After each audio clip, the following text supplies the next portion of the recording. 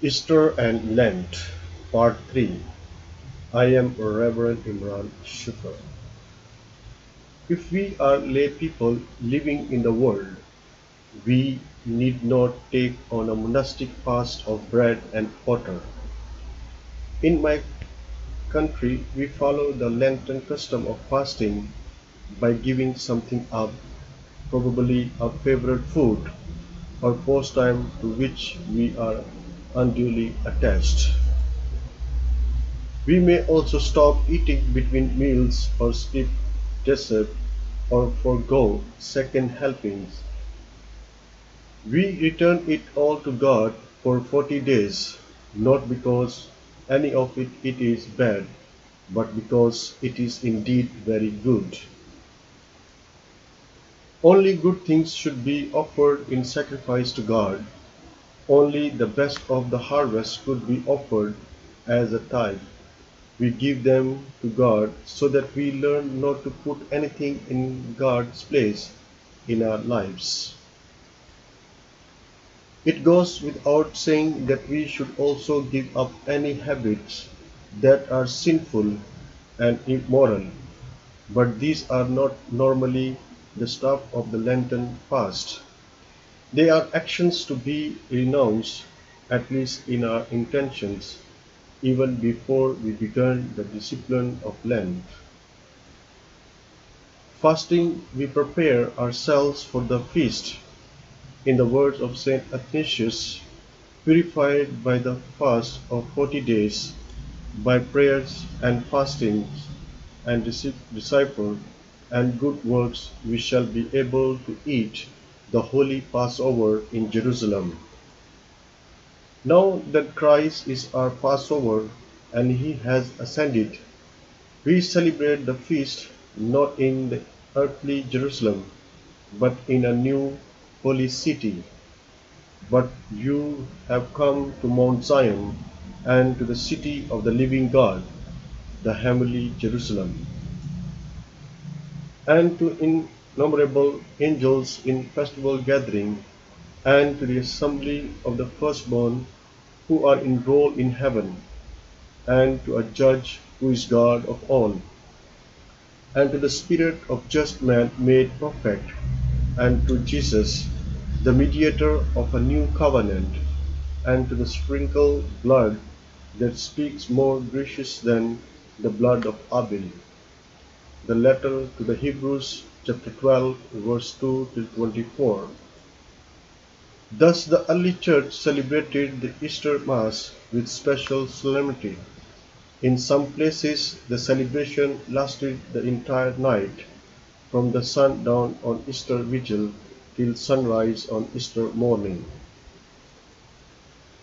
In the course of the liturgy, the Church read selected passages from Scripture that told the story of salvation in rough outline, from creation to the flood, from the vocation of Abraham to the Exodus, from the kingdom of David to the exile, culminating in the mystery of Christ.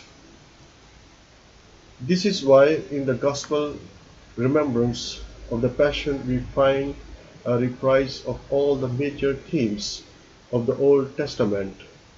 We find allusions to the Garden of Eden and the flood tide that washed the earth, the offering of the firstborn Isaac, and the slaughter of the lamb. All of history is caught up now in the great Paschal mystery. The ancient liturgy of Easter Vigil was still more than that. It was not just a liturgy of the Word, but of the baptism and Eucharist. Easter Vigil was when new Christians were welcomed into the mystery of faith, sometimes after years of intensive preparation.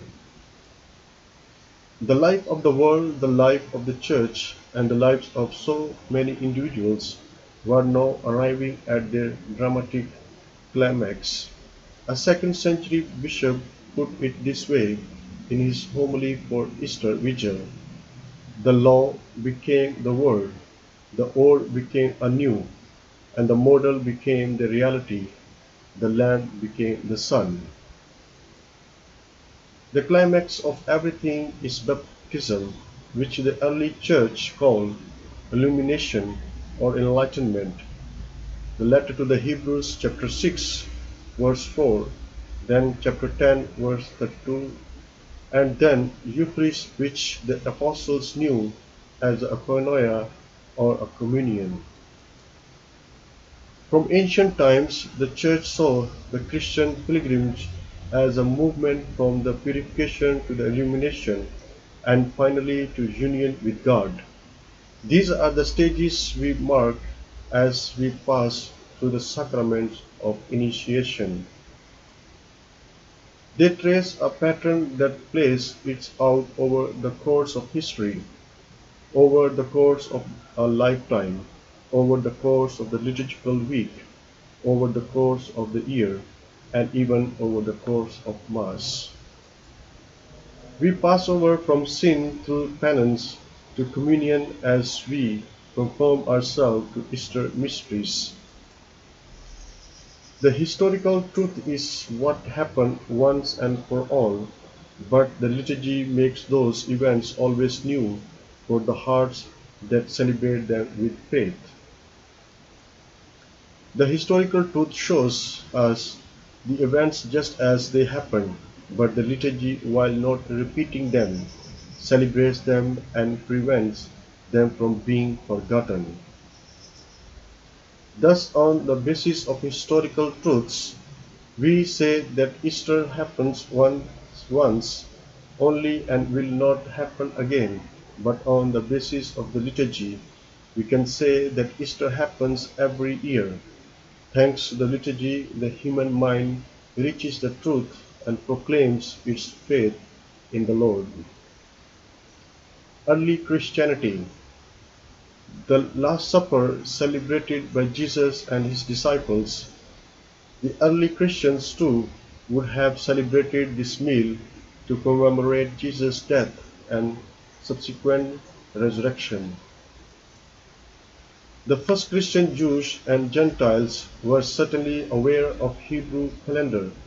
Jewish Christians, the first to celebrate the resurrection of Jesus, mind to observance in relation to Passover. Direct evidence for a more fully formed Christian festival of Pascha, Easter, begins to appear in the mid-2nd century. Perhaps the earliest extant primary sources referring to Easter is a mid-2nd century Paschal homily attributed to Melito of Sardis, which characterizes the celebration as well established one. Evidence for another kind of annually recurring Christian festival, those commemorating the mysteries, began to appear at about the same time as the above homily. While martyrs' days, usually the individual dates of martyrdom, were celebrated on fixed days in the local solar calendar, the date of Easter was fixed by means of the local Jewish lunisolar calendar.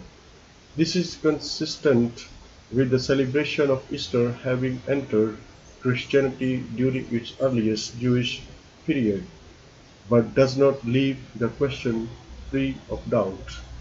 The ecclesiastical historian Socrates scholastics attributes the observance of Easter by the Church to the perpetuation of its custom, just as many other customs have been established. Stating that neither Jesus nor his apostle enjoined the keeping of this or any other festival, although he describes the details of the Easter celebration as deriving from local custom, he insisted the feast itself is universally observed. Thanks for watching Heaven Eternal Home. God bless you all.